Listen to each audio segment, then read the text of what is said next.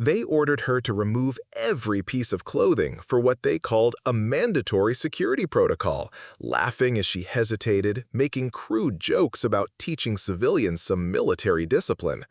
Sergeant Blake even started recording with his phone, claiming it was for training documentation. But when she finally turned around, revealing the burn scar branded deep into her shoulder blade, that's when Colonel Amanda Harrison walked through those barracks doors and everything changed forever. Before we jump back in, tell us where you're tuning in from. And if this story touches you, make sure you're subscribed, because tomorrow I've saved something extra special for you. The marking wasn't some prison tattoo or gang symbol. It was a brand that officially didn't exist, from a unit that had been erased from all military records. And the woman they thought was just another helpless contractor was about to shatter every assumption they'd made. Rebecca Martinez had arrived at Fort Kellerman on a Tuesday morning that felt identical to every other Tuesday in the endless cycle of military routine. The Nevada sun was already brutal at 800 hours, turning the asphalt into a shimmering lake of heat that made everything blur at the edges. She drove through the main gate in a beat-up Honda Civic that had seen better decades, her contractor credentials hanging from the rearview mirror alongside a faded air freshener that had long since given up any pretense of actually freshening anything. At first glance, Rebecca looked exactly like what the base personnel expected from a civilian IT contractor. Mid-30s, maybe pushing closer to 40, shoulder-length black hair pulled back in a practical ponytail that showed premature gray streaks at the temples. She wore standard contractor attire, khaki cargo pants that had seen actual field use, a long-sleeved navy blue polo shirt with a small tech company logo, and steel-toed boots that bore the scuff marks of someone who'd worked in industrial environments. Her equipment bag was standard contractor issue, a black canvas messenger bag filled with laptops, diagnostic tools, and enough cables to wire a small building. Nothing about her appearance suggested anything beyond routine technical support work. No military bearing, no obvious signs of combat experience, just another civilian specialist hired to fix whatever computer problems the military couldn't handle with their own personnel. The morning briefing had been straightforward. Rebecca was assigned to upgrade the cybersecurity protocols for the base's classified communication systems. Standard contractor work that required security clearance, but not the kind of specialized knowledge that drew attention from senior officers. She would be working primarily in the IT department, running diagnostics on secure networks and implementing new encryption software that would protect sensitive military communications from increasingly sophisticated cyber threats. Staff Sergeant Derek Blake had been assigned as her military liaison, a role he approached with the enthusiasm of someone forced to babysit civilian contractors who didn't understand real military operations. Blake was 28 years old, had served 2 tours in Iraq without seeing significant combat, and possessed the kind of confidence that comes from never having his assumptions seriously challenged by reality. His uniform was immaculate, his boots polished to mirror perfection, and his attitude towards civilian contractors could best be described as barely concealed contempt. Blake believed that anyone who hadn't earned their expertise through military service was fundamentally less competent than those who had, regardless of their actual qualifications or experience. The IT facility at Fort Kellerman was located in Building D, a concrete structure that had been built during the Cold War and retrofitted multiple times to accommodate advancing technology. The corridor smelled of industrial cleaning supplies and the particular combination of electronics and air conditioning that characterizes modern military communication centers. Rebecca signed in at the security checkpoint with movements that were efficient and practiced, her handwriting clean and precise without any decorative flourishes. The desk sergeant, Master Sergeant Patricia Lopez, processed her paperwork with the routine attention of someone who handled dozens of contractors every month. Network security upgrades for the SIPR systems, Lopez read from Rebecca's work order. Haven't seen your company here before. The last contractor took 3 weeks to do what was supposed to be a 5-day job. I'm not the last contractor, Rebecca replied simply, her voice carrying a quiet confidence that made Lopez look up from her computer screen. There was something in Rebecca's tone, the way she spoke with understated authority rather than trying to prove anything, that reminded Lopez of the experienced technical specialists she'd worked with during her deployment to Afghanistan, the ones who could solve complex problems under pressure without needing recognition or praise for their competence. "The IT facility is down the hall, building D-7, Lopez said, handing back Rebecca's credentials. "Sergeant Blake will get you set up with access to the classified systems." Rebecca nodded once and made her way through the facility corridors. She moved with purpose but without hurry, navigating the institutional maze of military buildings like someone who understood that efficiency was more important than speed. That's when Blake decided she looked like easy entertainment for a boring Tuesday morning. Blake had been having a frustrating week. His request for promotion to staff sergeant had been denied for the second time. His commanding officer had criticized his leadership approach during the last performance review, and he'd watched two of his peers advance to positions he felt he deserved more than they did. He was looking for someone to take his disappointment out on, and a civilian contractor who couldn't fight back seemed like the perfect target. "Hold up there, ma'am," Blake called out, not bothering to approach her directly, but making her walk over to where he stood with three other junior personnel who had gravitated toward the possibility of entertainment. Corporal Jason Murphy was 24 years old, fresh out of technical training school, and still convinced that his military IT certification made him an expert on all things computer-related. Private First Class Amanda Chen had been at Fort Kellerman for 6 months and was still trying to fit into the social dynamics of military life without compromising her own values. Specialist Ryan Torres had enough experience to know that Blake's behavior was inappropriate, but lacked the backbone to intervene when it might cost him social standing with his immediate supervisor. Blake asked whether she was here for network security work, making sure she gave him a bee sting that they could look forward to the rest of the day. "Hold up there, ma'am," Blake called out, not bothering to approach her directly, but making her walk over to where he stood with three other junior personnel who had gravitated toward the possibility of entertainment. Corporal Jason Murphy was 24 years old, fresh out of technical training school, and still convinced that his military IT certification made him an expert on all things computer-related. Private First Class Amanda Chen had been at Fort Kellerman for 6 months and was still trying to figure out how to fit into the social dynamics of military life without compromising her own values. Specialist Ryan Torres had enough experience to know that Blake's behavior was inappropriate, but lacked the backbone to intervene when it might cost him social standing with his immediate supervisor. "Are you here for network security work?" Blake asked, making an elaborate show of examining Rebecca's credentials like he was some kind of expert on contractor documentation. Rebecca looked up from her equipment bag, her expression calm and professional. No hostility, no challenge, just the patient attention of someone who had learned to assess situations before they escalated beyond manageable parameters. "That's correct," she said. "I'll need access to the SIPR terminals and the classified network infrastructure for the security protocol updates." She pulled a folder from her messenger bag and handed it over without comment.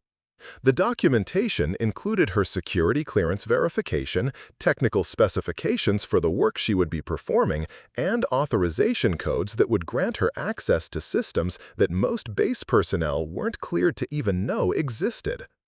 Blake made an exaggerated production of studying the paperwork, squinting at official seals and signatures like he was conducting some kind of expert analysis, instead of simply trying to establish dominance over someone he assumed was beneath his authority. "Says here you're cleared for SIPR access," Blake announced, like he had discovered some kind of major discrepancy, "but that doesn't include physical access to the secure server rooms or direct interface with classified hardware components." "Network security upgrades require direct hardware access," Rebecca replied evenly, her voice carrying the patient tone of someone who had explained basic procedures countless times to people who should have already understood them. "Standard protocol for cybersecurity implementation since the 2018 Defense Authorization updates." Murphy laughed, a sharp sound that echoed off the concrete walls. "She knows the regulations better than you do, Blake." But Blake wasn't backing down from the confrontation. He had an audience now, and in his limited understanding of leadership, that meant doubling down on whatever power play he had initiated. There was something about Rebecca that irritated him on a fundamental level. Maybe the way she didn't seem impressed by his uniform or rank, maybe how she answered his questions without the deference he thought he deserved from civilian contractors. Well, regulations have been updated again, Blake said, folding his arms across his chest in a gesture meant to project official authority. New security protocols regarding potential industrial espionage can't have unauthorized devices or hidden surveillance equipment near sensitive military systems. The facility corridor got quieter around them. Not completely silent, but quieter in that particular way that happened when people sensed a situation crossing important lines. Other personnel began paying attention to the drama unfolding near the main security checkpoint, conversations dropping to whispers as they recognized the trajectory of Blake's behavior. Lopez looked up from her administrative work, her expression darkening as she understood what Blake was attempting to do. Torres shifted uncomfortably, suddenly wanting distance from whatever was about to happen next. "What exactly are you asking me to do?" Rebecca's voice remained level and professional, carrying no hint of the storm that was building behind her calm exterior. "Security inspection," Blake said, the words coming out with false authority that everyone within earshot knew was completely fabricated. "Full body scan for unauthorized devices, standard procedure for uncleared personnel entering restricted technical areas." The lie was so blatant that it made several nearby personnel wince with second-hand embarrassment. Lopez's head snapped up from her paperwork, her face flushing with anger at the obvious violation of proper procedure. Chen pulled out her smartphone, angling it toward the unfolding confrontation. "This is going to be hilarious," Murphy whispered, grinning like he was watching premium entertainment. Rebecca stood there for a long moment, equipment bag in her hands, looking at this young sergeant who thought he could humiliate her because she was older, quieter, and appeared to be alone in a room full of people who should have been protecting her instead of enabling harassment. She could have demanded to speak with Colonel Harrison, could have filed an official complaint through proper channels, could have walked away and let someone else deal with the entitled child playing dress-up soldier. Instead, she set her equipment bag down on the nearest desk, reached for the hem of her polo shirt, and began pulling it off, slowly. Preparing and narrating this story took us a lot of time, so if you are enjoying it, subscribe to our channel. It means a lot to us. Now, back to the story.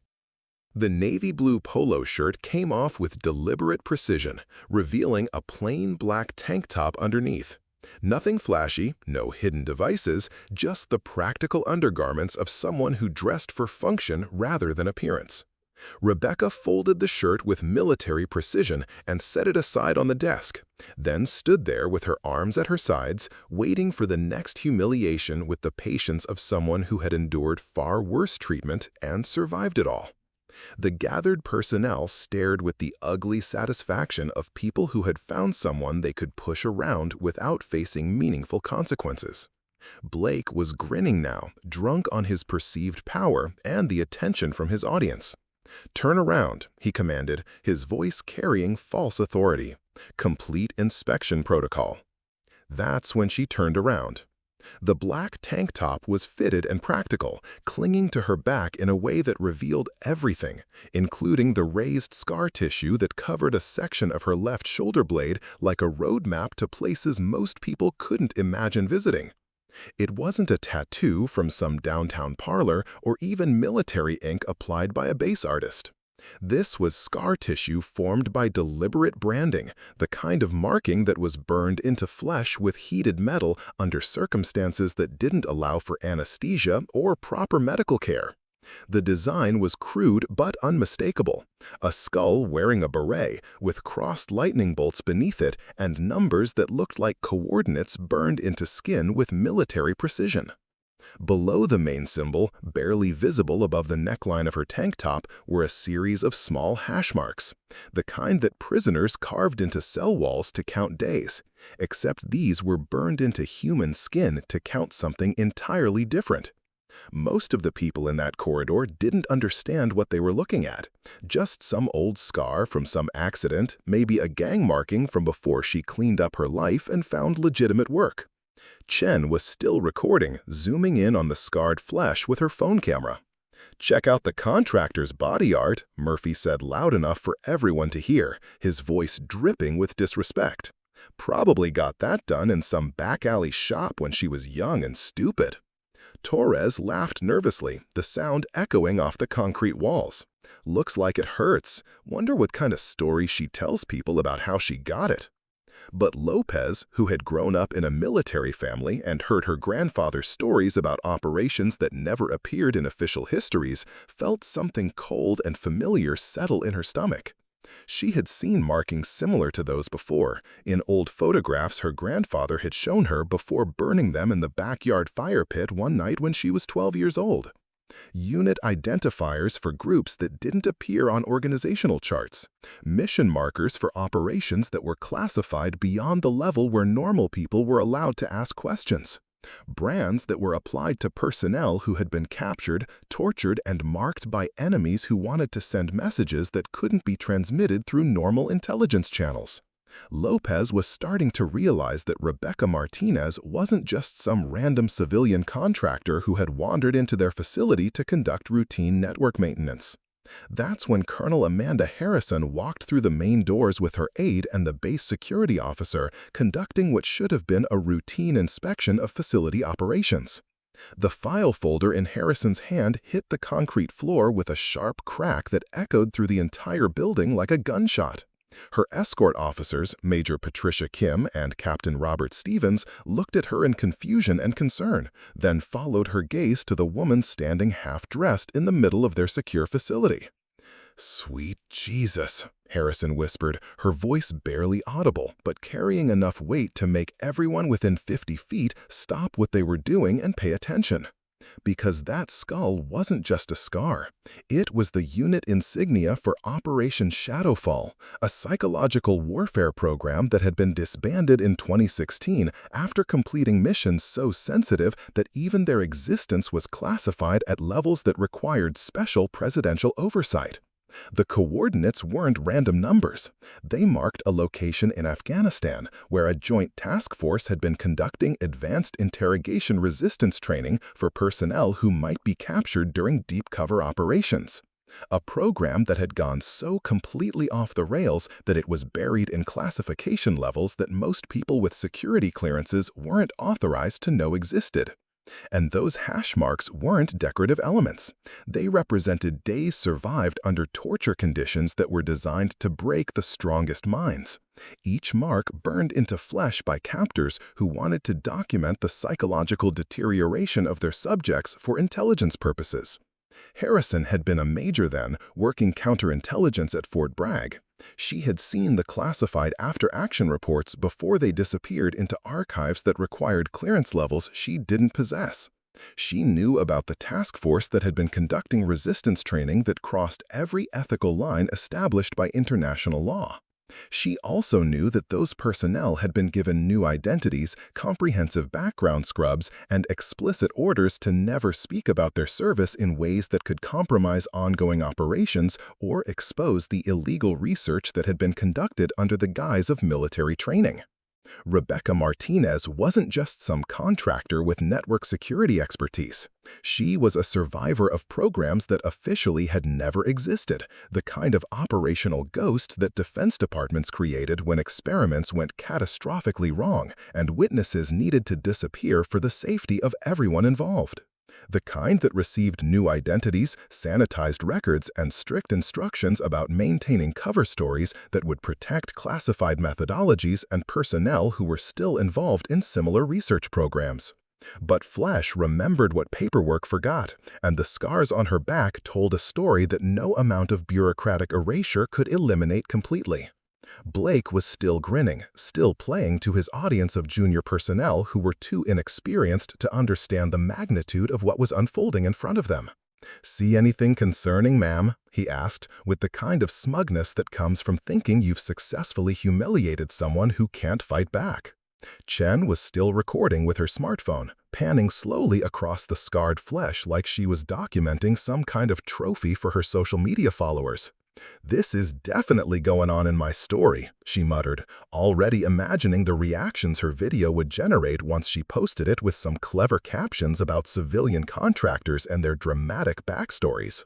That's when Rebecca began turning back around, her movements unhurried and professional, like she was completing a task that had been assigned to her by someone with legitimate authority, rather than responding to harassment from someone who had no business making such demands. Her face showed no embarrassment, no anger, no demand for apologies or explanations.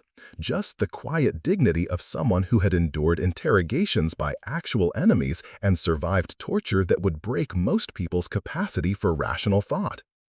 Harrison found her voice, and the words came out carrying the kind of command authority that had been forged in combat zones where hesitation meant people died and mistakes had consequences that couldn't be fixed with paperwork or apologies. "Stand down, Sergeant Blake." The phrase cuts through the facility noise like a blade through silk. Every conversation stopped mid-sentence. Every piece of equipment went quiet. Even the distant sounds of base operations seemed to pause in recognition of command voice being used in deadly earnest. Blake spun around, his face cycling through several shades of pale as he realized exactly who was watching his performance and how much trouble he had just created for himself and everyone who had participated in the harassment. "Ma'am, I was just conducting a routine security verification according to updated protocols." I said, "Stand down." Harrison's voice now carried the kind of authority that came from making life-and-death decisions in places where the rules of engagement were written in blood and consequences were measured in body counts rather than performance evaluations. She walked across the facility floor with deliberate steps, her eyes never leaving Rebecca's face, studying features that she was starting to recognize from classified briefings she had attended years earlier when she was cleared for compartmentalized intelligence that dealt with personnel recovery from failed psychological operations. Major Kim and Captain Stevens hung back near the entrance, recognizing the expression on their commander's face. The same look she got when encrypted communications arrived from Washington with mission parameters that couldn't be discussed outside of specially secured facilities designed for conversations that could affect national security. "Ma'am," Harrison said quietly, her voice dropping to a tone that was meant for Rebecca alone, "you can get dressed." Rebecca nodded once, a small movement that acknowledged the command without showing gratitude or relief, and began pulling her tank top back on with the same unhurried precision she had used to remove her shirt. No shame, no anger, no demands for explanations or apologies from the people who had humiliated her. Just the quiet professionalism of someone who had learned to maintain dignity under circumstances that would destroy most people's ability to function in normal social situations. Chen was still holding her phone up, still recording what she thought was going to be her ticket to internet fame, when Harrison's attention turned to her with the kind of focus that made experienced soldiers reconsider their life choices. "Private Chen, you will delete that footage immediately, or I will have you court-martialed for recording classified personnel without proper authorization." Harrison's words hit Chen like a physical blow. Her hands started shaking as she fumbled with her phone, suddenly understanding that she had recorded something that could end her military career before it had really begun. Classified, but she's just a civilian contractor. "Delete it now, Private Chen. Every frame, every backup, every copy you think you might have saved somewhere else.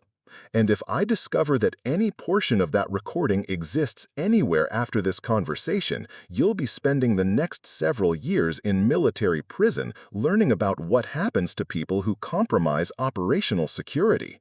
Chen's face went white as desert sand.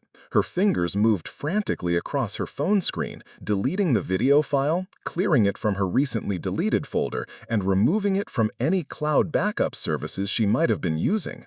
When she was finished, she shoved the device back into her pocket like it was radioactive material that might contaminate everything around it. When Rebecca was fully dressed again, Harrison stepped closer, moving into that personal space that military officers used when conversations needed to remain private even in crowded rooms. Operation Shadowfall was officially disbanded in 2016, she said quietly, her voice carrying just far enough for Rebecca to hear. Officially, Rebecca replied, and that single word carried more weight than most people's entire military service records. Harrison studied Rebecca's face more carefully now, seeing details that most people would miss entirely. The way her eyes tracked movement without appearing to watch anything specific. The slight scarring on her knuckles that came from close-quarters combat training under conditions that didn't allow for protective equipment. The way she held her weight balanced on both feet, always ready to move in any direction without telegraphing her intentions. The almost invisible calluses on her trigger finger that spoke of weapons handling under extreme conditions where accuracy meant survival and hesitation meant death. "You're not supposed to exist anymore," Harrison said, her voice carrying a mixture of respect and concern for what Rebecca's presence might mean for ongoing operations. "Neither is that modified Blackhawk in Hangar 7, Rebecca replied calmly, but that single word carried more weight than most people's entire military service records. Harrison studied Rebecca's face more carefully now, seeing details that most people would miss entirely. The way her eyes tracked movement without appearing to watch anything specific. The slight scarring on her knuckles that came from close-quarters combat training under conditions that didn't allow for protective equipment. The way she held her weight balanced on both feet, always ready to move in any direction without telegraphing her intentions. The almost invisible calluses on her trigger finger that spoke of weapons handling under extreme conditions where accuracy meant survival and hesitation meant death. "You're not supposed to exist anymore," Harrison said, her voice carrying a mixture of respect and concern for what Rebecca's presence might mean for ongoing operations. "Neither is that modified Blackhawk in Hangar 7, Rebecca replied calmly, but here we are having this conversation." That observation got Harrison's complete attention, because the aircraft in Hangar 7 was classified at levels that required special congressional notification, and there was absolutely no way a civilian contractor could know what was hidden under that camouflage netting unless her clearance levels ran deeper than any paperwork indicated. Unless she was exactly who Harrison was starting to suspect she might be. Unless Rebecca Martinez was a cover identity for someone whose real service record was buried so deep that even people with top-secret clearances couldn't access the relevant files. Harrison turned to face the assembled personnel, who were watching this exchange with growing understanding that they had stepped into something far beyond their comprehension or authority level. Blake looked like he wanted to disappear through the concrete floor. Chen was pale as chalk and appeared to be having trouble breathing normally.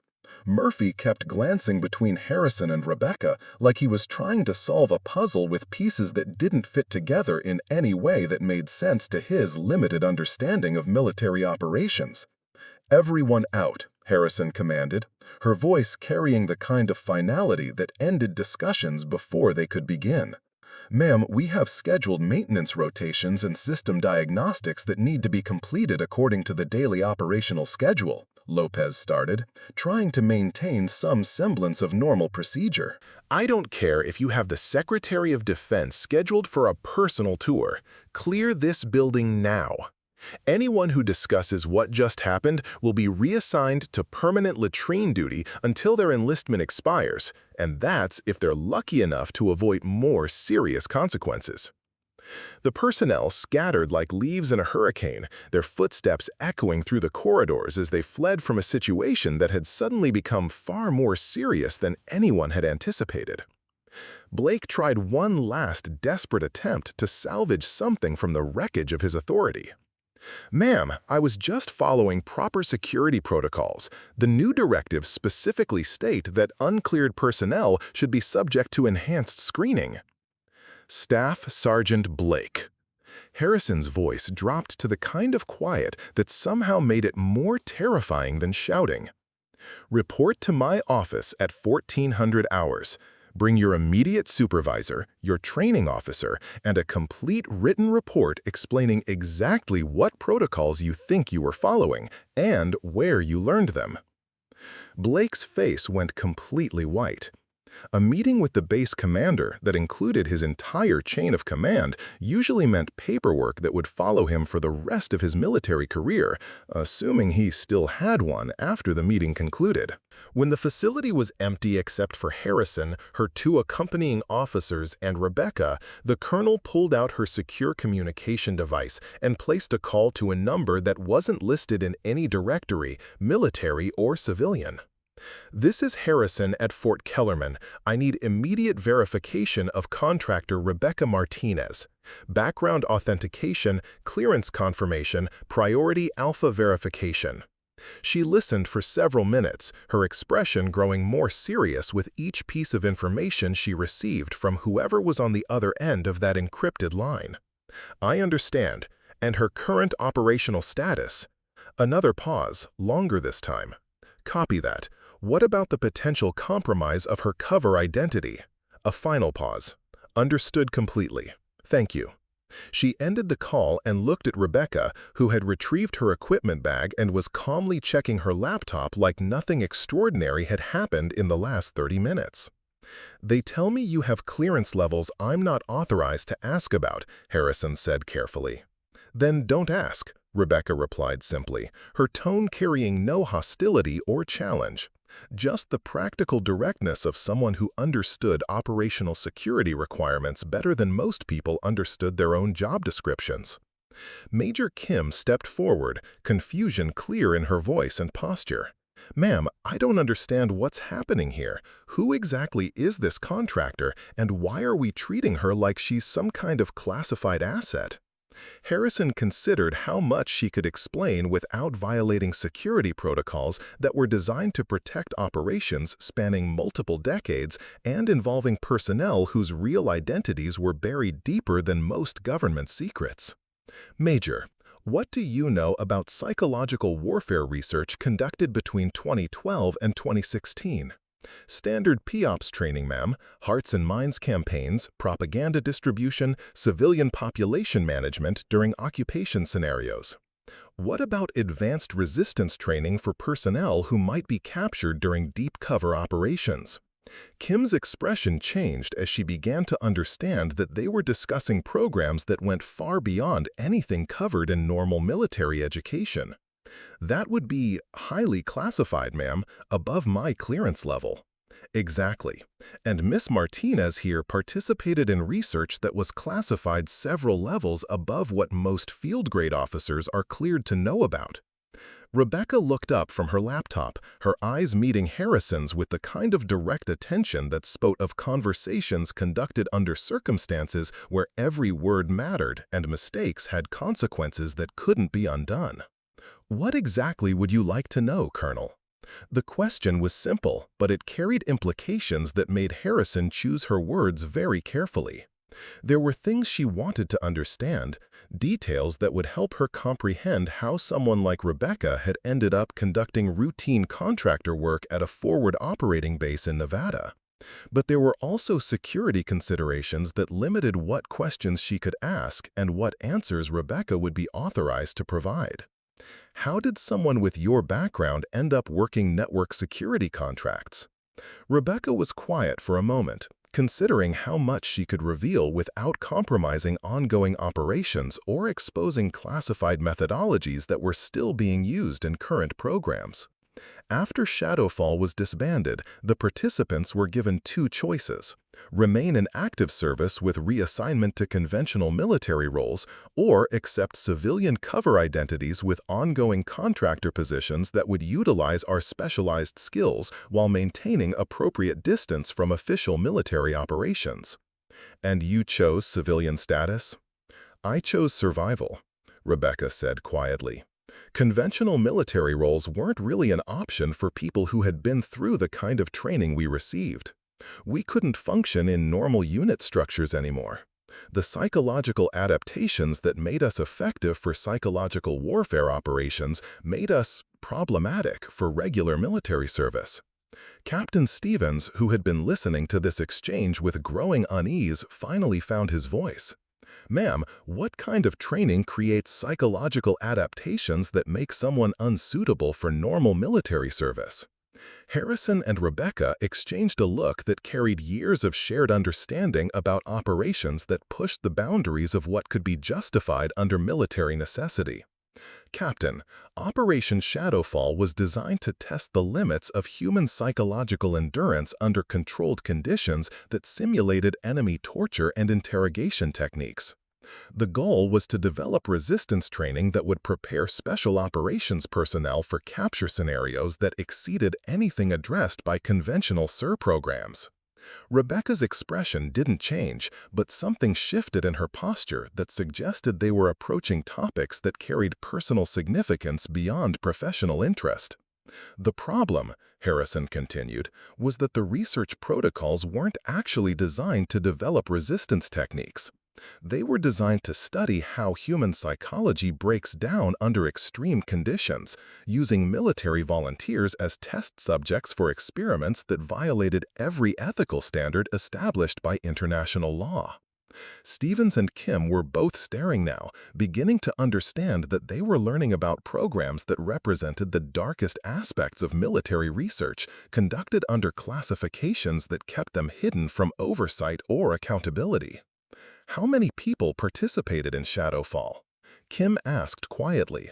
Officially, 0. Rebecca's voice carried the flat tone of facts that had been burned into memory through repetition. The program never existed. The personnel who volunteered for it never served. The research conducted was never documented.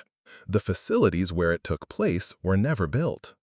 Unofficially, 47 volunteers entered the program over a 3-year period. 22 completed the full training protocol.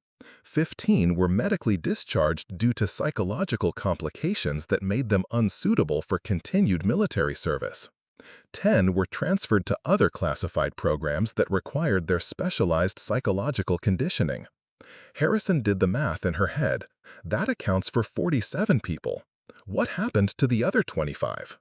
Rebecca was quiet for a long moment, her eyes focused on something beyond the concrete walls of the facility. When she spoke again, her voice carried the weight of memories that couldn't be shared, but couldn't be forgotten. The psychological conditioning protocols had a higher failure rate than anticipated. Some people's minds couldn't adapt to the training parameters without suffering permanent psychological damage. Others developed psychological characteristics that made them dangerous to themselves or others when they weren't in controlled environments. Are you saying people died during this training? I'm saying that psychological warfare research conducted without proper ethical oversight tends to produce results that can't be discussed in official reports or documented in medical records that might be subject to congressional review. The implications of what Rebecca was describing settled over the room like a heavy blanket. Stevens and Kim were beginning to understand that Operation Shadowfall hadn't been training at all. It had been human experimentation disguised as military preparation, conducted on volunteers who had believed they were participating in advanced resistance training when they were actually serving as test subjects for research that violated fundamental principles of military medical ethics. How many people participated in Shadowfall? Kim asked quietly. Officially, 0. Rebecca's voice carried the flat tone of someone reciting facts that had been burned into memory through repetition. The program never existed. The personnel who volunteered for it never served. The research conducted was never documented. The facilities where it took place were never built. Unofficially, 47 volunteers entered the program over a 3-year period. 22 completed the full training protocol. 15 were medically discharged due to psychological complications that made them unsuitable for continued military service. 10 were transferred to other classified programs that required their specialized psychological conditioning. Harrison did the math in her head. That accounts for 47 people. What happened to the other 25? Rebecca was quiet for a long moment, her eyes focused on something beyond the concrete walls of the facility. When she spoke again, her voice carried the weight of memories that couldn't be shared, but couldn't be forgotten. The psychological conditioning protocols had a higher failure rate than anticipated. Some people's minds couldn't adapt to the training parameters without suffering permanent psychological damage. Others developed psychological characteristics that made them dangerous to themselves or others when they weren't in controlled environments. The branding, Harrison said quietly, that wasn't applied during enemy capture simulation. No, Rebecca replied. That was applied during the psychological conditioning phase, when they were testing our ability to maintain operational effectiveness while experiencing controlled torture scenarios designed to replicate enemy interrogation techniques. They tortured their own personnel? They called it psychological resilience training. The theory was that personnel who had experienced controlled torture under laboratory conditions would be better prepared to resist enemy interrogation if they were captured during actual operations. Kim's face had gone pale as she began to comprehend the full scope of what Rebecca was describing. They were using American military personnel as test subjects for torture research. They were conducting psychological warfare research that required human subjects who had been conditioned to maintain operational effectiveness under extreme psychological stress. The fact that the conditioning process involved techniques that would be classified as torture if applied by enemy forces was considered an acceptable cost for developing more effective resistance training protocols. Rebecca's voice remained level and professional, but Harrison could see the signs of psychological scarring that went far deeper than the physical marks on her back. The way she discussed the program with clinical detachment, the careful emotional distance she maintained from memories that would destroy most people's ability to function in normal social situations. "How did you survive it?" Stevens asked, his voice barely above a whisper. "You learn to compartmentalize. You develop psychological techniques that allow you to separate your conscious mind from whatever is happening to your physical body. You create mental spaces that can't be accessed by external pressure, no matter how extreme. And that's what made you unsuitable for normal military service? That's what made all of us unsuitable for normal human interaction," Rebecca corrected. "The psychological adaptations that allowed us to survive Shadowfall made it impossible for us to form normal emotional connections or respond to stress in ways that conventional military psychology could address." "How did you survive it?" Stevens asked, his voice barely above a whisper. "You learn to compartmentalize. You develop psychological techniques that allow you to separate your conscious mind from whatever is happening to your physical body. You create mental spaces that can't be accessed by external pressure, no matter how extreme. And that's what made you unsuitable for normal military service? That's what made all of us unsuitable for normal human interaction," Rebecca corrected. "The psychological adaptations that allowed us to survive Shadowfall made it impossible for us to form normal emotional connections or respond to stress in ways that conventional military psychology could address." Harrison was beginning to understand why Rebecca had been given a civilian cover identity rather than reassignment to another military role. The psychological conditioning that had made her valuable for psychological warfare operations had also made her incompatible with normal military unit structures that depended on emotional bonds between personnel and conventional stress management techniques. "So they gave you new identities and civilian jobs that would utilize your specialized skills without requiring you to integrate into normal military culture. They gave us survival packages," Rebecca said. "New backgrounds, appropriate cover stories, and contractor positions that would allow us to contribute to ongoing operations while maintaining the psychological distance we needed to function without compromising our conditioning or exposing the classified research that had created our capabilities." And the network security work? Psychological warfare operations increasingly involve cyber components. The same mental techniques that allow someone to resist torture are useful for maintaining operational security while conducting digital intelligence operations that require extended periods of isolation and extreme attention to detail. Rebecca's explanation made sense from an operational standpoint, but it also revealed the ongoing nature of programs that were supposed to have been disbanded. If Rebecca was conducting network security work that utilized psychological conditioning from Shadowfall, then the research was still being applied in current operations, even if the original program had been officially terminated. How many other Shadowfall survivors are working contractor positions? That's compartmentalized information, Colonel. I can tell you that the skills we developed are still considered valuable enough to justify the ongoing security costs associated with maintaining our cover identities and operational access. The conversation was interrupted by Rebecca's laptop, which chimed with an encrypted message that appeared on her screen for exactly 3 seconds before disappearing. She read it quickly, then closed the laptop and shouldered her equipment bag. "I need to postpone the network security upgrades," she said calmly.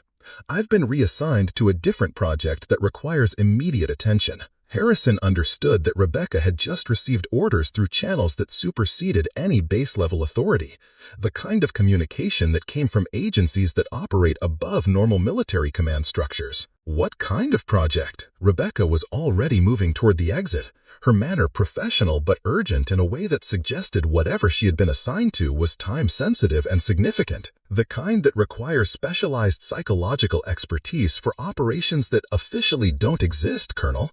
Just like Shadowfall never existed, and this conversation never happened. And with that, Rebecca Martinez walked out of Fort Kellerman, leaving behind more questions than answers, and the growing realization that the programs she represented were far from terminated. The silence that followed Rebecca's departure lasted exactly 47 seconds before the weight of what had just transpired began to settle over Fort Kellerman like radioactive fallout.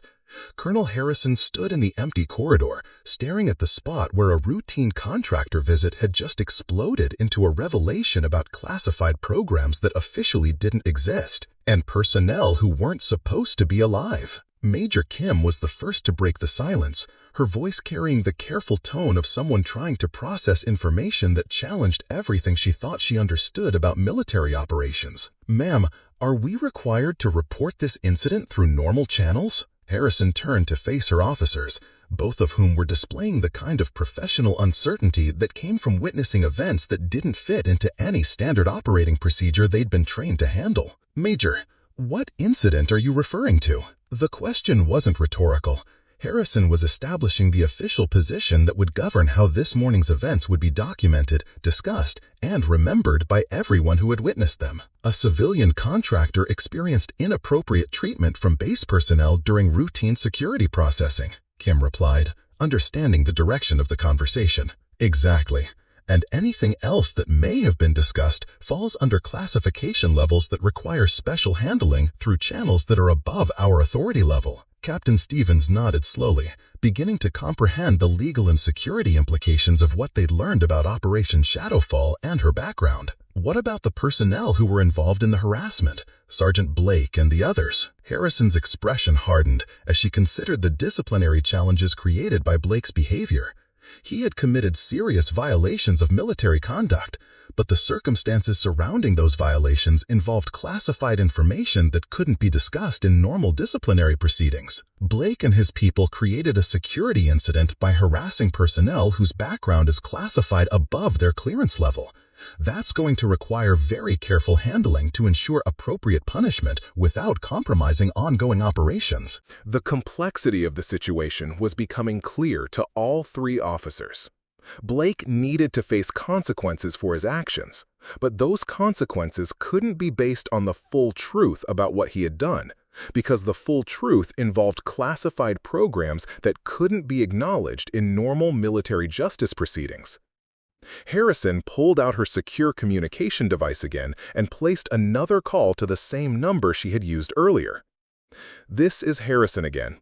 I need guidance on disciplinary procedures for personnel who compromised operational security through harassment of classified assets." She listened for several minutes, occasionally asking clarifying questions about legal procedures and security protocols. "Understood. What about the recording that was made?" "Yes, it was deleted, but I want to ensure there are no remaining security concerns." Another pause. "Copy that. Thank you." She ended the call and looked at her officers with the expression of someone who had just received orders that would complicate an already difficult situation.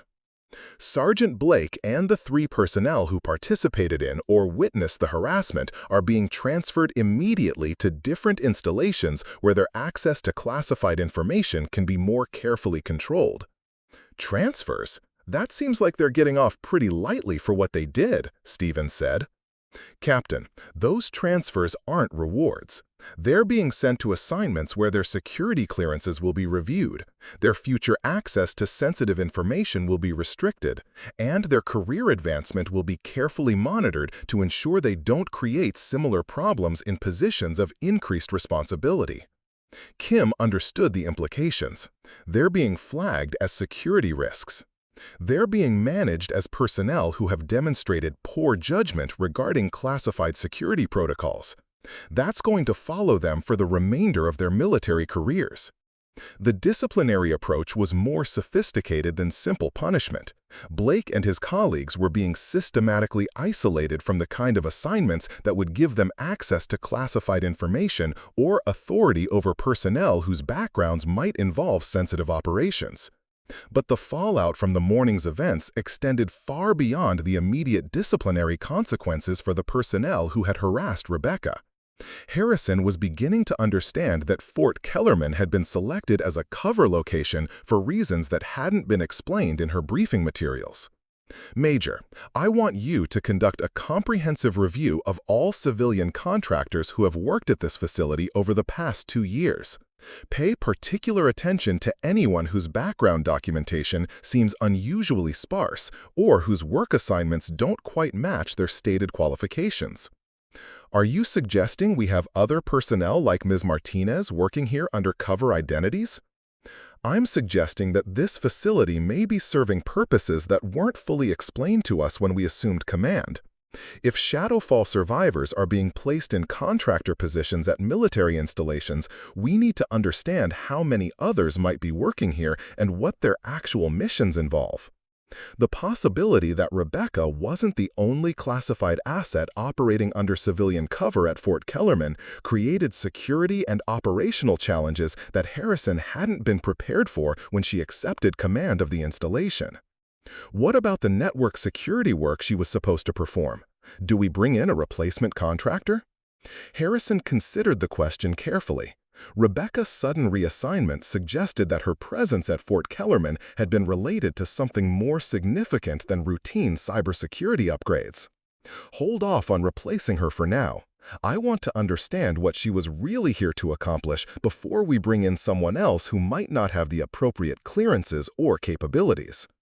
Meanwhile, in another part of the base, Staff Sergeant Blake was sitting in a conference room with his immediate supervisor, Master Sergeant Angela Foster, trying to explain his behavior in terms that wouldn't result in immediate court-martial proceedings. Foster had 22 years of military service and had developed a reputation for being able to handle personnel problems that other supervisors couldn't manage. But Blake's situation was testing the limits of her experience and patience. Derek, I need you to walk me through exactly what happened this morning, step by step, without any creative interpretation or attempts to justify your actions. Blake's hands were shaking slightly as he attempted to construct an explanation that would minimize his culpability without directly lying to a senior non-commissioned officer who could end his military career with a single recommendation. The contractor arrived for network security work. I was assigned as her military liaison. I conducted what I believed was a routine security inspection according to protocols that I thought were standard procedure. Foster's expression made it clear that she wasn't accepting Blake's characterization of events. Derek, there are no protocols that authorize military personnel to demand that civilian contractors remove their clothing for security inspections. None, not for any reason, under any circumstances, in any regulation that has ever been written. I thought there were new security directives. You thought wrong. And because you thought wrong, you sexually harassed a civilian contractor whose background turned out to be classified at levels that require congressional notification. Do you understand the magnitude of what you've done?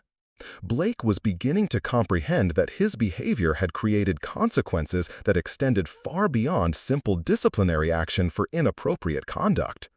How was I supposed to know she had a classified background? Her contractor credentials looked completely routine. Foster leaned back in her chair, studying Blake with the kind of disappointed attention that senior NCOs reserved for subordinates who had failed to learn fundamental lessons about military professionalism. Derek, that's exactly the point. You don't know who you're dealing with until you take the time to find out properly. And by then, it's usually too late to make a first impression that demonstrates the kind of leader you actually are instead of the kind of person you think you want to project. The lesson was deeper than simple professional conduct. Foster was trying to help Blake understand that assumptions about people's backgrounds or capabilities are not just unprofessional, but potentially dangerous to mission effectiveness and unit cohesion. What's going to happen to me?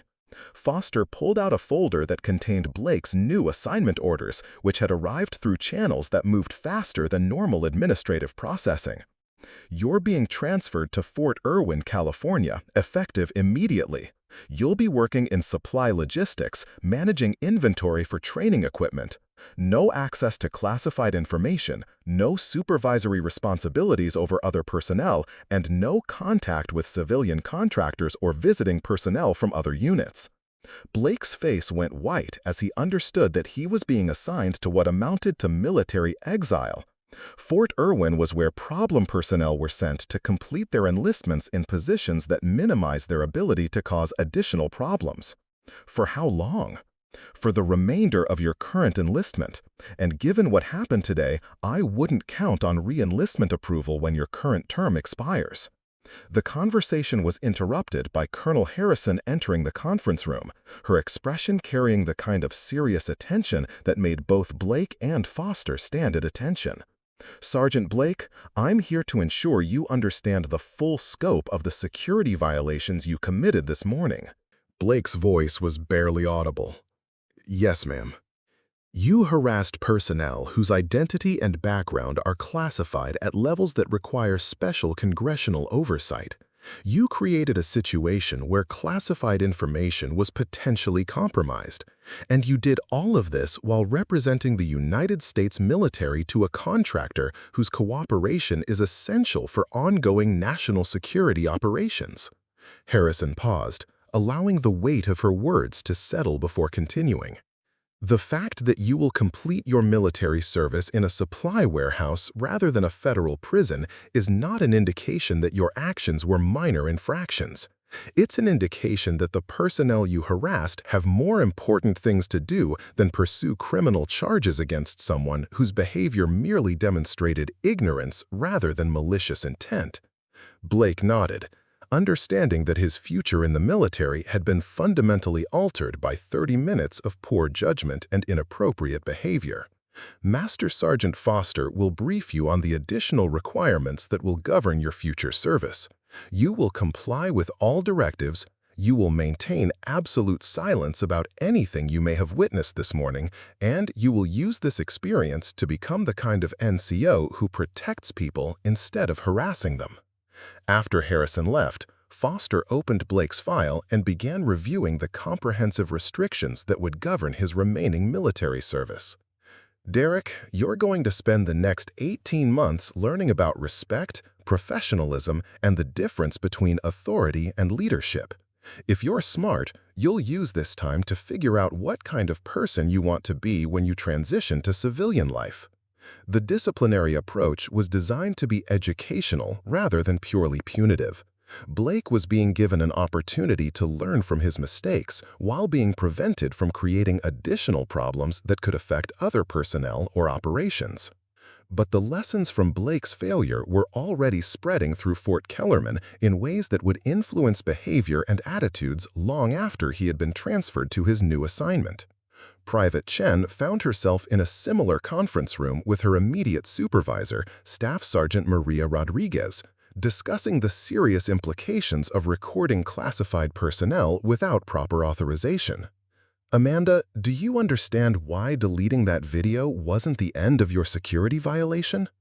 Chen's face showed the kind of confusion that came from someone who was still learning how security protocols worked in real military operations. Ma'am, I deleted everything. There are no copies anywhere. Rodriguez pulled out a folder containing Chen's security clearance documentation and future assignment restrictions. Amanda, the security violation occurred the moment you started recording, not when you saved or shared the video. You used personal electronic equipment to document classified personnel in a secure facility. That's a federal crime, regardless of what happened to the recording afterward. The explanation helped Chen understand that security violations were defined by actions taken, not by outcomes achieved through subsequent corrective measures. What's going to happen to my clearance? Your clearance is being downgraded, and you're being transferred to a position where you won't have access to classified information or personnel for the remainder of your enlistment. You'll be working in the base dining facility, learning about attention to detail and following instructions precisely. Chen's transfer was designed to be both punishment and education, giving her time to develop better judgment about security protocols while preventing her from creating additional problems in positions that required access to sensitive information. The pattern of transfers and reassignments continued throughout the GAE, as Fort Kellerman's command structure worked to address the security incident while minimizing its impact on ongoing operations. But the most significant changes weren't in personnel assignments. They were in the institutional culture that had allowed the harassment to occur in the first place.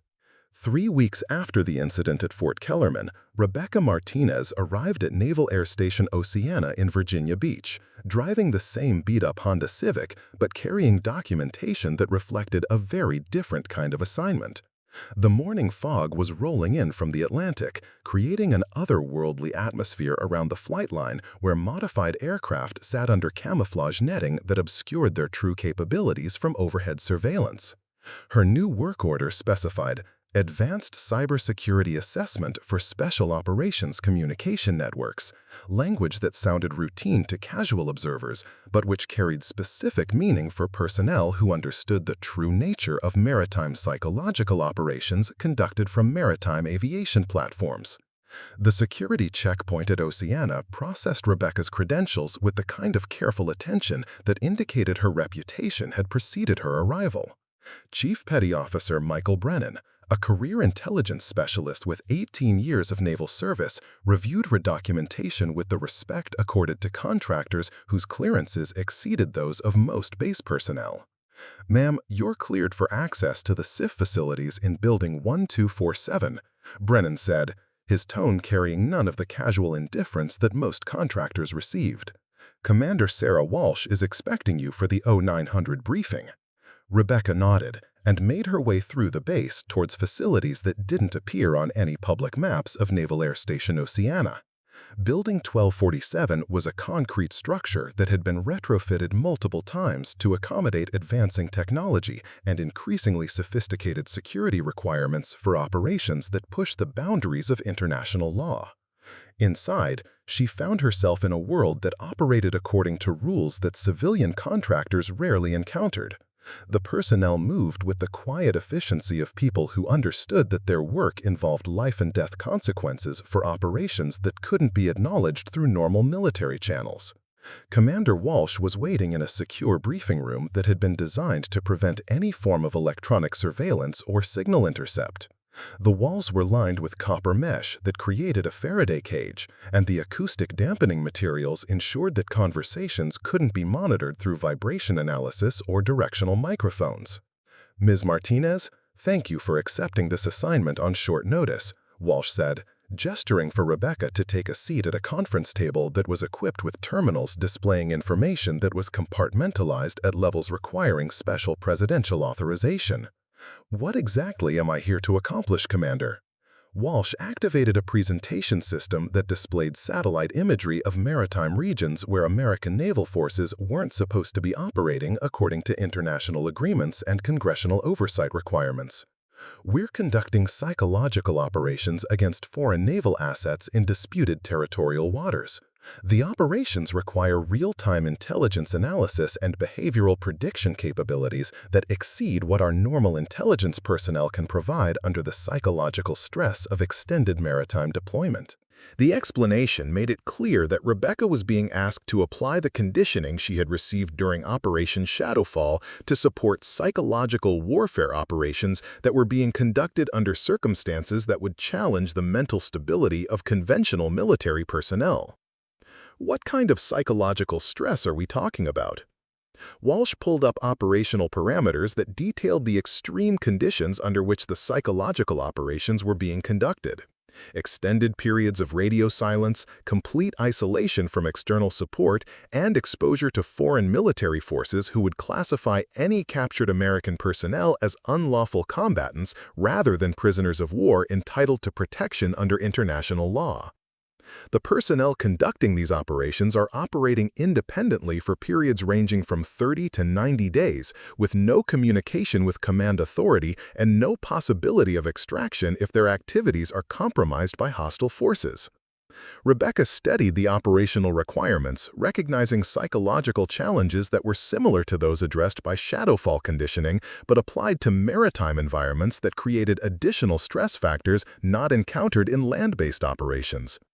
You need someone who can maintain analytical capability while experiencing the kind of isolation and uncertainty that would compromise normal intelligence assessment procedures. Exactly. And someone who can predict how foreign naval personnel will respond to psychological pressure tactics when their decision-making is being influenced by factors they're not consciously aware of. The work Rebecca was being asked to perform represented the practical application of psychological conditioning that had been developed through research that officially didn't exist. Her ability to maintain operational effectiveness under extreme psychological stress made her uniquely qualified for intelligence analysis that required sustained mental performance under conditions that would break conventional analysts. Over the following weeks, Rebecca demonstrated capabilities that exceeded anything available through normal military intelligence training. Her analysis of foreign naval behavior patterns revealed psychological vulnerabilities that could be exploited through carefully designed disinformation campaigns and strategic communication initiatives. She identified decision-making patterns among foreign commanders that indicated how they would respond to different types of psychological pressure, allowing American psychological operations specialists to design influence campaigns that were precisely calibrated to achieve specific behavioral responses from target personnel. But Rebecca's most valuable contribution wasn't her analytical capability. It was her ability to conduct this analysis while operating under psychological conditions that would compromise the judgment of conventional intelligence personnel. During one particularly challenging assignment, Rebecca spent 47 days aboard a submarine conducting psychological analysis of foreign naval communications while the vessel operated in disputed waters, where detection would have created international incidents that could affect American diplomatic relationships throughout the Pacific region. The submarine operated under complete radio silence, with no external communication or support from surface vessels. The psychological isolation was compounded by the knowledge that any compromise of the mission would result in the crew being disavowed by their own government and classified as rogue operators conducting unauthorized military actions. Rebecca maintained analytical effectiveness throughout the deployment, producing intelligence assessments that enabled psychological operations specialists to influence foreign naval movements in ways that prevented potential conflicts while protecting American maritime interests in strategically critical shipping lanes. Her psychological conditioning allowed her to function normally under circumstances that caused several conventional intelligence personnel to suffer mental breakdowns requiring medical evacuation and reassignment to positions that didn't involve extreme operational stress. Commander Walsh documented Rebecca's performance in reports that were classified at levels requiring special congressional notification, noting that her capabilities represented unique assets for psychological operations that couldn't be replicated through conventional military training or civilian contractor services. Her analytical accuracy under extreme psychological stress exceeds anything we've previously encountered, Walsh wrote in her assessment report. She maintains rational decision-making capability and professional objectivity under conditions that compromise the judgment of personnel with conventional psychological training. The report continued with detailed analysis of how Rebecca's shadowfall conditioning provided operational advantages for psychological warfare operations that required sustained analytical performance under circumstances that challenged normal parameters of human psychological endurance. But Rebecca's work at Oceana also revealed the ongoing nature of programs that were supposed to have been disbanded with Operation Shadowfall. The psychological operations she was supporting involved techniques and methodologies that had been developed through the same research that had created her conditioning. During a classified briefing with senior intelligence personnel, Rebecca learned that Shadowfall hadn't been terminated. It had been restructured and dispersed among multiple agencies that continued to conduct psychological warfare research under different program names and classification levels. The techniques developed through Shadowfall are still being refined and applied, Commander Walsh explained during a secure conversation that took place in a specially shielded communication facility. The program was officially disbanded to satisfy congressional oversight requirements, but the research continues under compartmentalized programs that don't appear in normal defense appropriation documentation. Rebecca understood that her civilian contractor status was part of a broader strategy for continuing psychological warfare research while maintaining plausible deniability about the continuation of programs that had been criticized for their violation of ethical standards. How many other Shadowfall survivors are working similar assignments? That information is compartmentalized above my clearance level, Walsh replied, but I can tell you that the psychological conditioning you received is considered valuable enough to justify the ongoing security costs associated with maintaining cover identities and operational access for personnel with your capabilities. The conversation revealed that Rebecca's work was part of a larger infrastructure for conducting psychological operations that required personnel who had been conditioned to maintain effectiveness under extreme circumstances. Her abilities weren't unique. They were part of a systematic program for developing human resources that could support psychological warfare operations at the extremes of what international law considers acceptable military activity. Rebecca's assignment at Oceana concluded with intelligence products that enabled successful psychological operations against foreign naval forces throughout the South China Sea, preventing potential conflicts that could have escalated into broader military confrontations affecting American strategic interests in the Pacific region.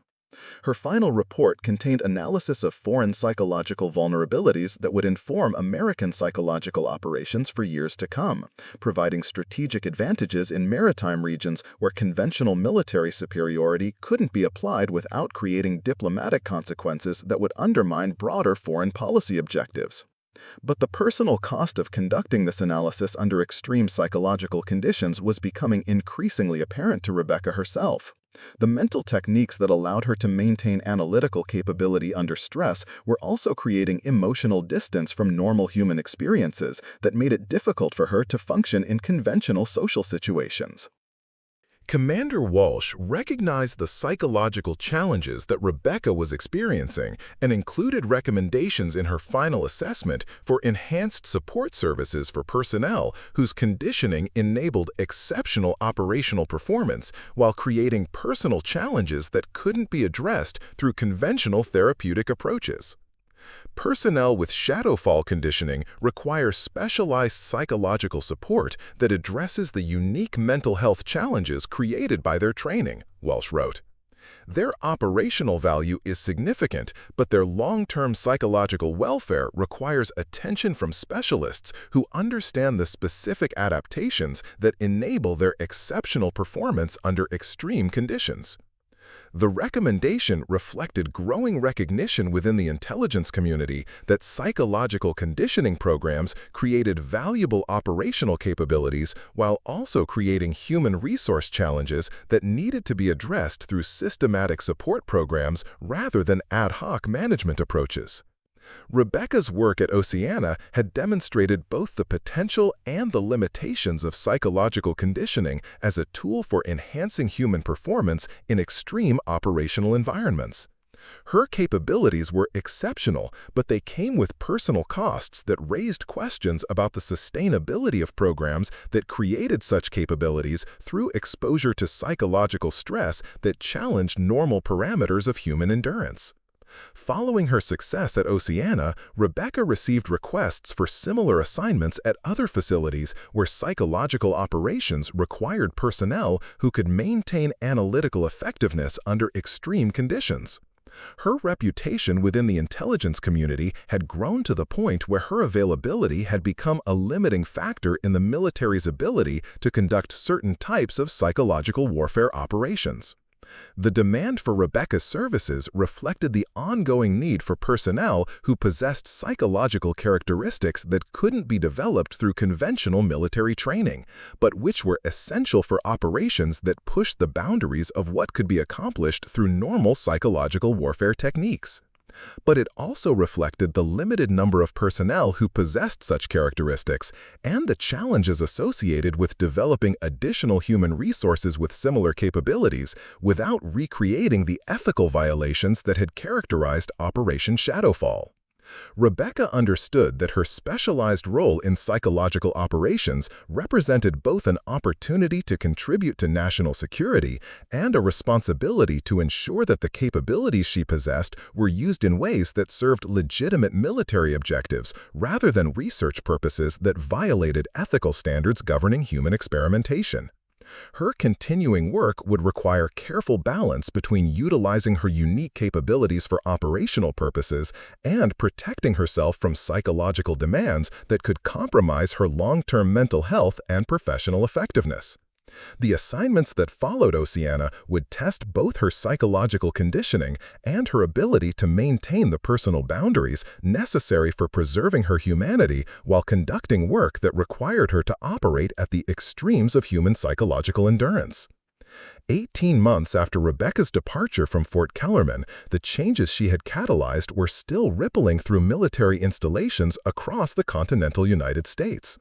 What had begun as a single incident of contractor harassment had evolved into a comprehensive examination of how military personnel interact with civilian assets whose backgrounds might involve classified operations that exceeded normal security clearances.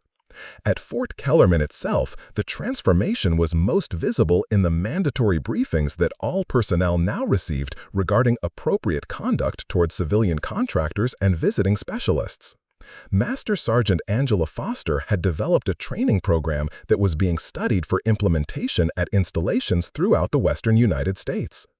The fundamental principle, Foster explained to a group of newly assigned personnel during their orientation briefing, is that assumptions about people's backgrounds or qualifications are not just unprofessional, they're potentially dangerous to national security operations that you may not be authorized to know about.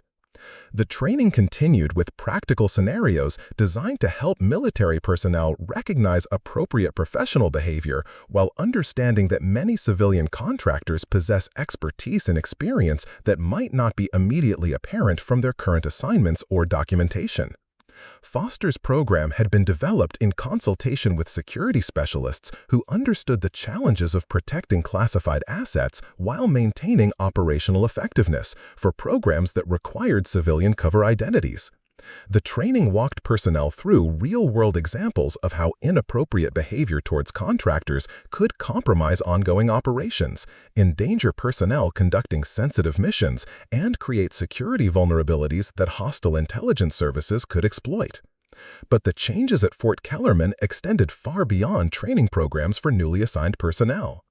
Colonel Harrison had implemented comprehensive reforms to how the installation processed civilian contractors, managed security protocols, and supervised interactions between military personnel and visiting specialists. The security checkpoint now included specific procedures for identifying contractors whose backgrounds might involve classified operations, ensuring that such personnel received appropriate protection and support without compromising the security of their cover identities or ongoing missions. We've created a system that protects both the classified assets and the military personnel who interact with them, Harrison explained during a quarterly briefing with her senior staff. Personnel can't inappropriately harass people whose backgrounds they're not authorized to know about, and contractors with classified backgrounds can perform their assigned missions without exposure to security risks that could compromise ongoing operations.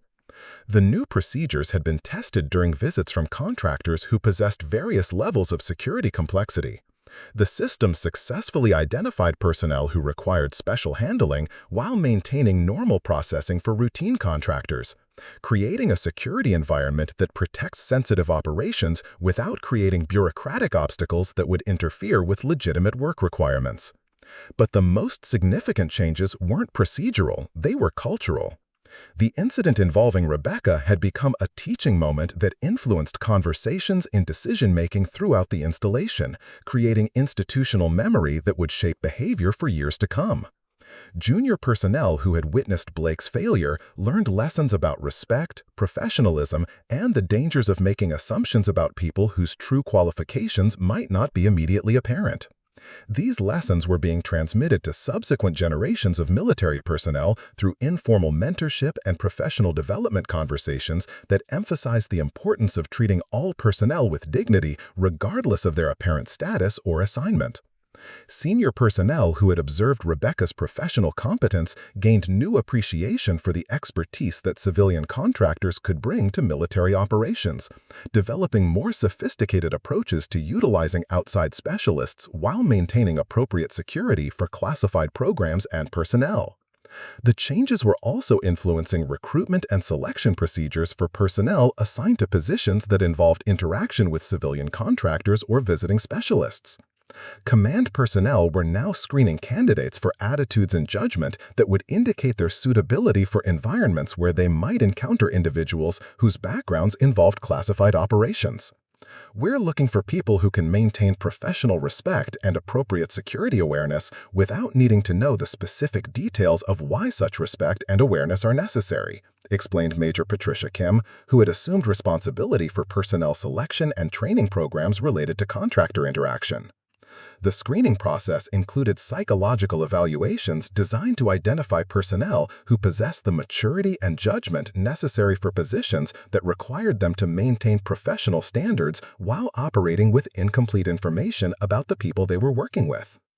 But the transformation initiated by Rebecca's experience was extending far beyond Fort Kellerman itself.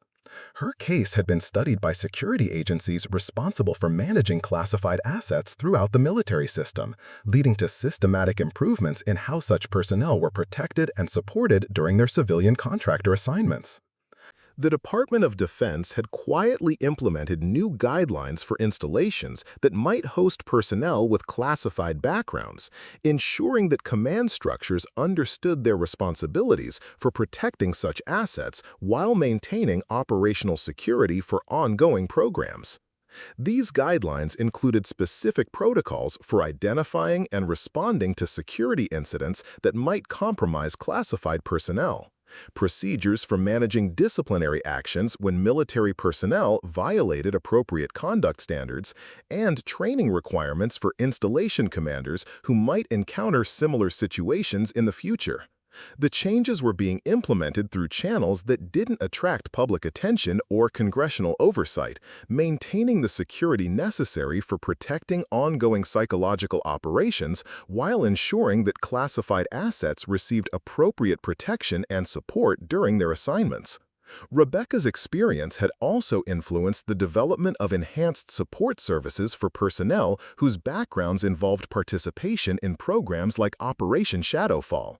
The intelligence community had recognized that psychological conditioning programs created valuable operational capabilities while also creating human resource challenges that required systematic attention.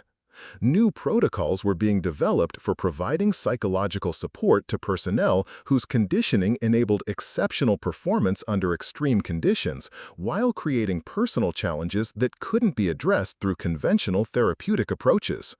Dr. Jennifer Walsh, a psychologist who specialized in working with personnel who had participated in classified psychological operations, had been contracted to develop support services that could address the unique mental health needs of Shadowfall survivors and similar populations. The psychological adaptations that enable exceptional operational performance under extreme conditions also create challenges for normal social functioning and emotional well-being, Dr. Walsh explained during a classified briefing with intelligence personnel responsible for managing such assets. These individuals require specialized therapeutic approaches that can help them maintain their operational capabilities while preserving their psychological health and capacity for normal human relationships. The support services being developed included counseling techniques that were specifically designed for personnel whose psychological conditioning made them unsuitable for conventional therapeutic approaches. peer support networks that connected individuals with similar backgrounds and experiences, and career transition programs that could help them develop sustainable long-term civilian identities. The programs were being implemented through networks of contractors and specialists who possessed appropriate security clearances and understanding of the unique challenges faced by personnel whose military service had involved participation in psychological operations that officially didn't exist. But perhaps the most significant long-term impact of Rebecca's experience was the recognition within the intelligence community that psychological conditioning programs needed to be fundamentally restructured to address ethical concerns while maintaining their operational effectiveness. A classified review board had been established to examine the methodologies used in programs like Operation Shadowfall, evaluating whether similar operational capabilities could be developed through training approaches that didn't involve the ethical violations that had characterized earlier research.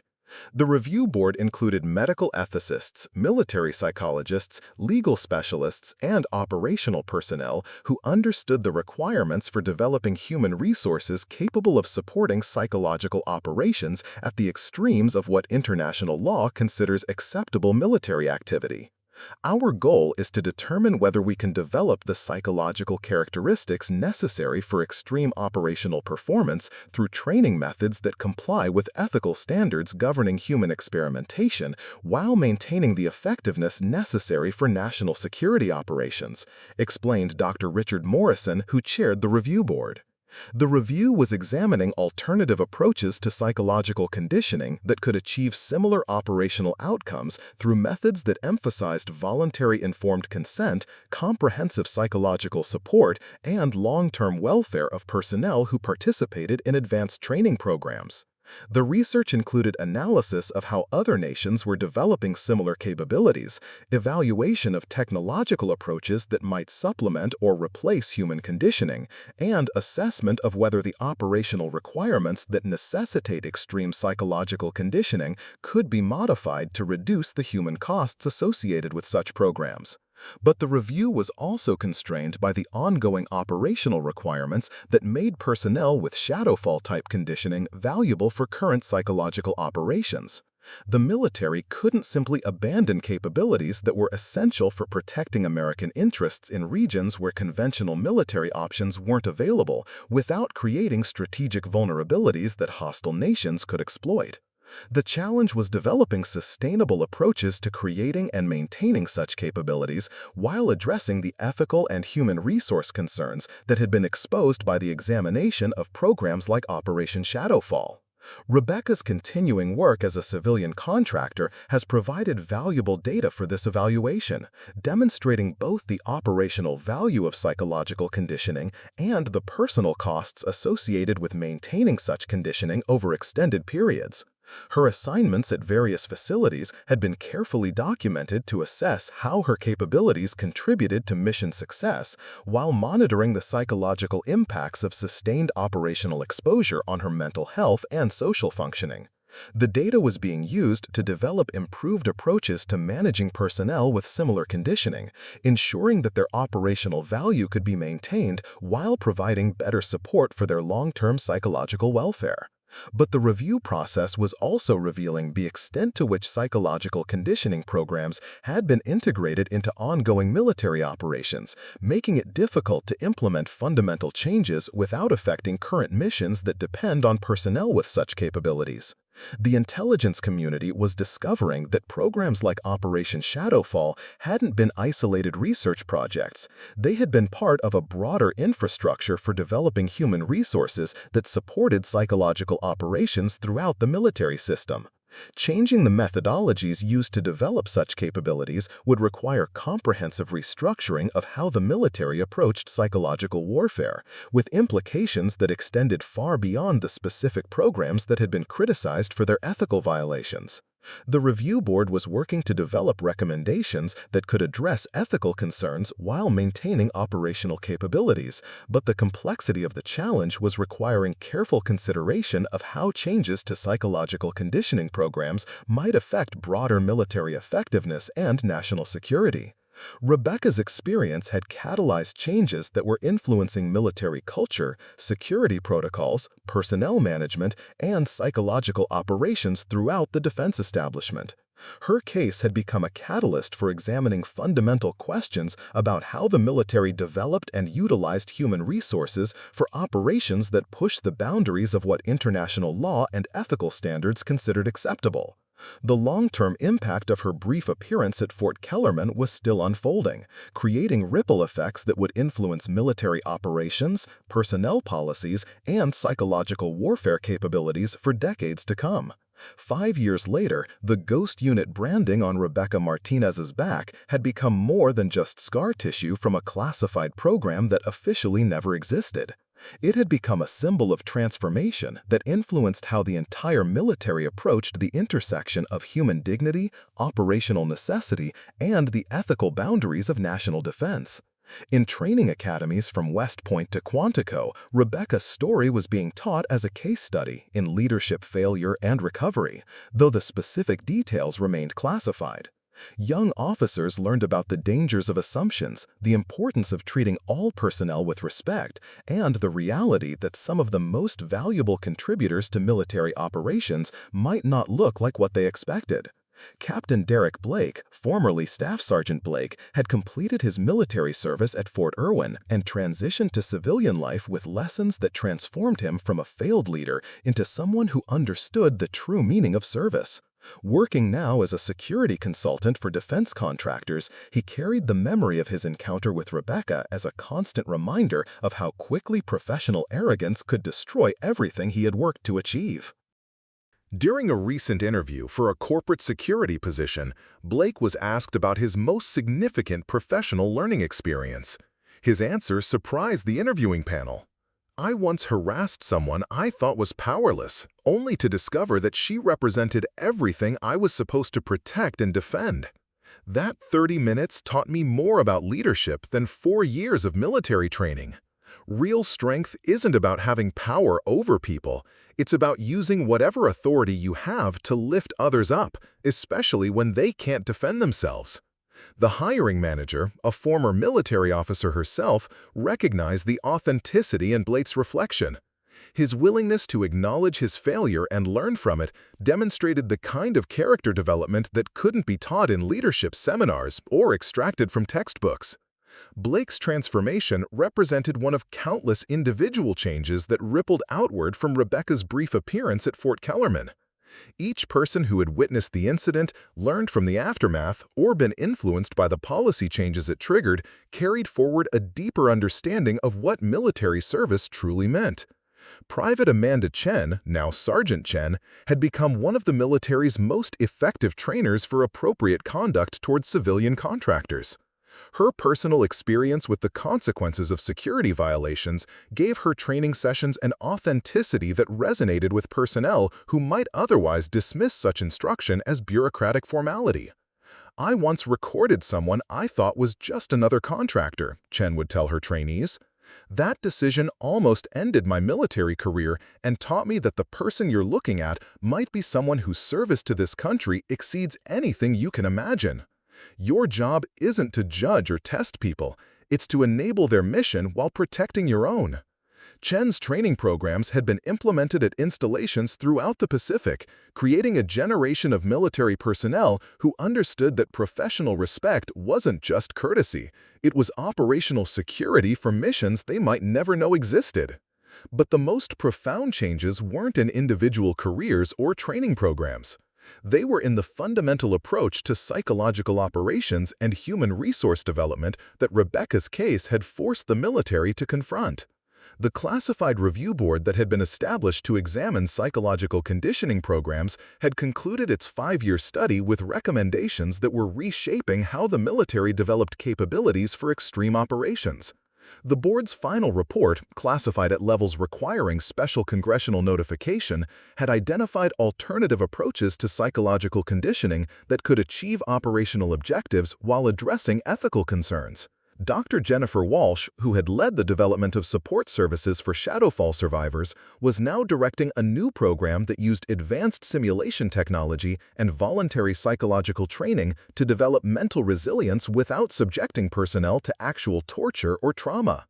We've learned that psychological strength can be developed through challenging but ethical training methods that build the same mental characteristics as previous programs without violating the human dignity of the participants.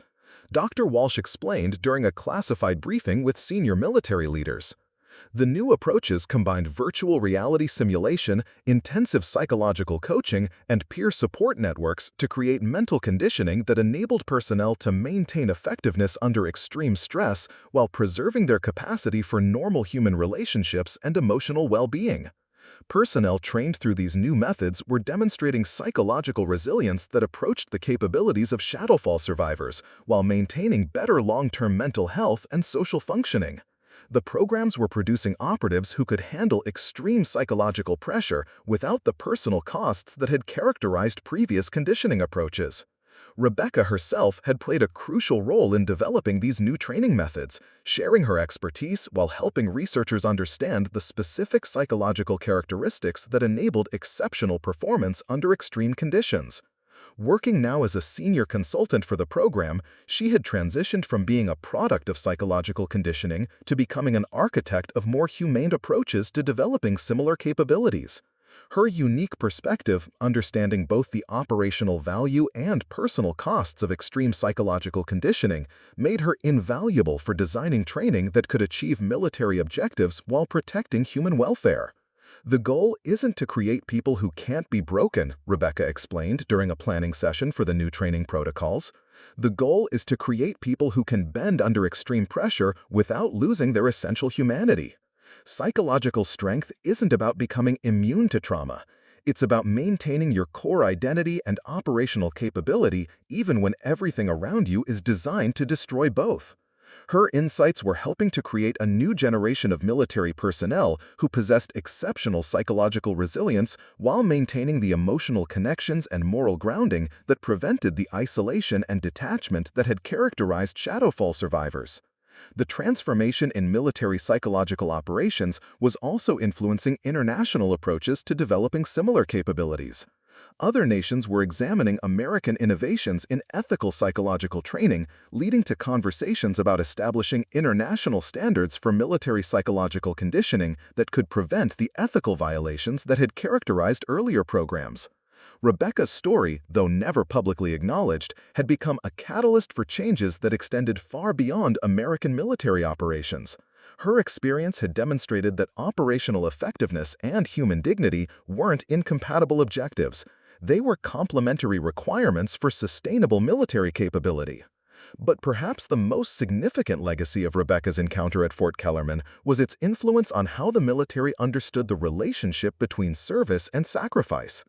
The incident had forced a reckoning with questions about what could be reasonably asked of personnel in the name of national defense and how to balance operational requirements with fundamental human rights. Colonel Amanda Harrison, now promoted to Brigadier General, had become a leading advocate for ethical approaches to developing extreme military capabilities.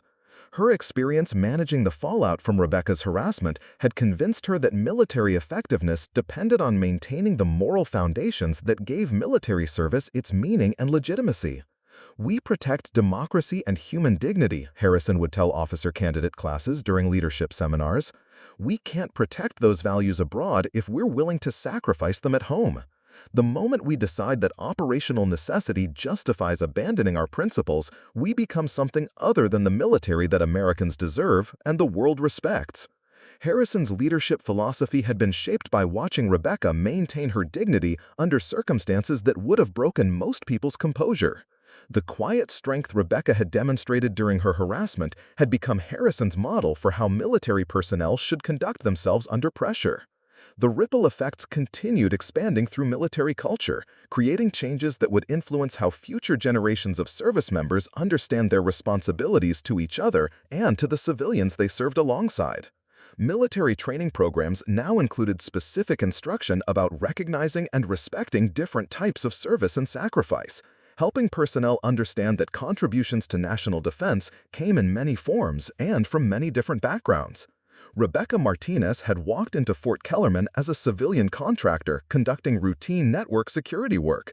She had left as a catalyst for transformation that reached every level of military operations and culture. Her Ghost Unit branding had become more than just a scar from classified operations. It had become a symbol of the hidden sacrifices that protect American interests around the world, and a reminder that the most important battles for military excellence were often fought not against foreign enemies, but against the human tendency to devalue what we don't immediately understand.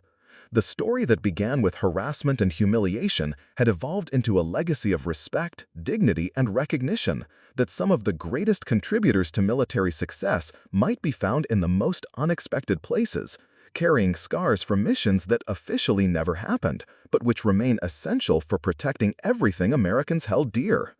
In the end, Rebecca's brief encounter with military prejudice had created lasting change that would protect countless others from similar treatment, while strengthening the military's capacity to accomplish its mission through ethical means that honored both operational requirements and human dignity. The Ghost Unit had left its mark not just on Rebecca's back, but on the conscience and culture of the entire military establishment. Up next, you've got 2 more standout stories right on your screen. If this one hits the mark, you won't want to pass these up. Just click and check them out. And don't forget to subscribe and turn on the notification bell so you don't miss any upload from us.